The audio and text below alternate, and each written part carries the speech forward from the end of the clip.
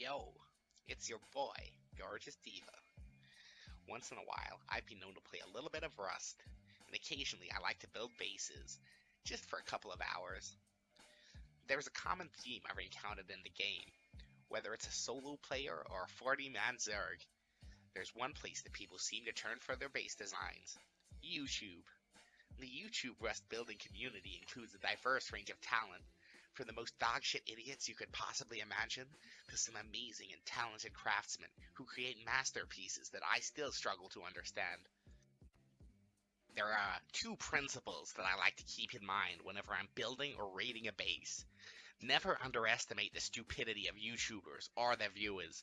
To make sure that your hard-earned farm is delivering you value, whether it's to protect your loot with stone and metal, or to take someone else's at the cost of yellow rocks. Rust is a capitalistic system, baby. Whether you're grifting on YouTube or Twitch, farming trees and rocks to pay the bills, or offline raiding your enemies from the top of your roof, what matters is loot.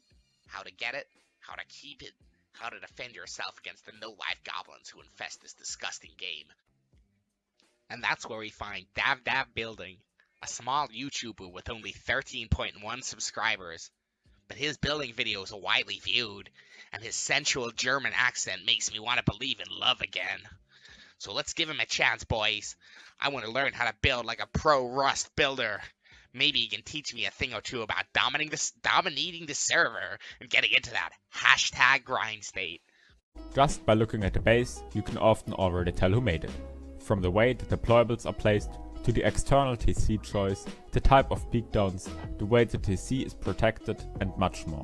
This is also true for me, maybe even more than others. I think I have a very distinct style of building, and as you come here because you think I build good bases, I wanted to share my design philosophy with you and maybe help you with your own designs. The thing that affects my design choices the most, I'd say, is expandability, meaning that your base can be expanded throughout the wipe and that these stages of expansion leave your base in a usable state. This is so important to me because you're not only gonna be living in the finished base, but also in its many stages.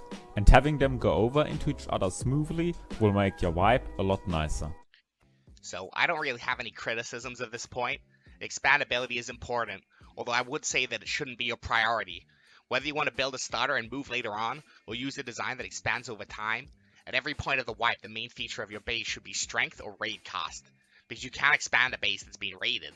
And I've never heard a raider in this game say, "Oh wow, sorry brother, I didn't realize that you were making your base more comfortable to live in at all points of expansion. Please, just let me bring less rockets to raid you so that you can be very comfortable throughout the whole wipe."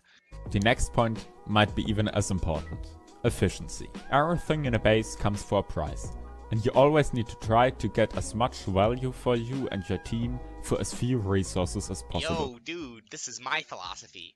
I can see that we have a lot in common. Maybe I am secretly German, but if I was German, then maybe I would be secretly Jewish. This means that everything that you place and upgrade should be done for a reason, and if you can't justify it, you simply shouldn't do it. The next point directly works together with efficiency, and it is usable honeycomb. Usable honeycomb allows you to not need to spend resources only on loot rooms, but rather use those resources as both protection and also storage or other things you can put in usable honeycomb. Damn, I love using less resources. Do you know who else likes to use less resources? The person raiding you through your terrible storage honeycomb. If your honeycomb is full of boxes and half the price, then it's not honeycomb. It's a bad loot room with a soft side wall and removable window. If you want a loot room, then build a proper loot room. A window costs less than a stone wall to raid by like 50 explo. An armored window costs less to raid than a metal wall by like 200 explo. That's half price, baby. Do I look like a charity to you, brother? If someone gets your TC, they can pick up your window for free. If someone gets inside your base, they can soft side that backwards wall. I'm gonna pass on this one, brother.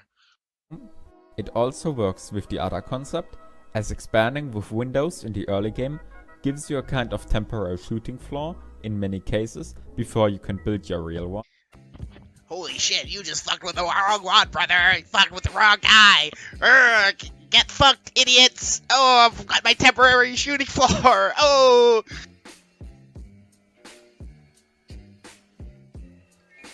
This of course doesn't mean that I think you should only use usable honeycomb. It's rather an addition in my opinion, which should be used for the storage of bulk items that you do need but that don't need to be super strong protected themselves. Now the thing that I'm probably most known for. Unlootable tool cupboards. There are two prevalent Unlootable TC designs that you can find on my channel. The first being this one with the vending machine. I like it so much because of its easy and cheap rocket cost, while being easy to expand, ticking both boxes. Both boxes are ticked. Let's get it. I think he had a little bit of a Freudian slip there. He was supposed to say expensive rocket cost because it costs 10 rockets to raid. But wait, does it really cost 10 rockets to raid? It does cost 10 rockets, in the same way that an auto turret costs 4 rockets to raid, or an armored wall costs 1,986 F1 grenades to raid. Or you could raid it with 2 C4, which is the equivalent cost of 4 rockets. Maybe DavDav is still sitting on a stockpile of rockets from World War II. Don't tell the Russians. In a lot of my bases, I use this exact or a variation of this loot room design. This again has many reasons. In my opinion, this design is perfect for what I want, which is a lot of storage that is easy to build and intuitive to access. With this loot room, you won't have to later pick up the boxes in order to actually build it, but you can add them throughout the wipe in a realistic progression. I like having very efficient loot rooms, because firstly, when I play, I am a hoarder of items. Looks like DavDav has been grilling a little bit. I wonder what he's got cooking in there. Personally, I think this loot room is fine, although if you want something better, I suggest the ramp design. If the raider doesn't splash the foundations, then it adds an extra layer of honeycomb to the base, which can make all the difference in a raid while still providing a lot of storage.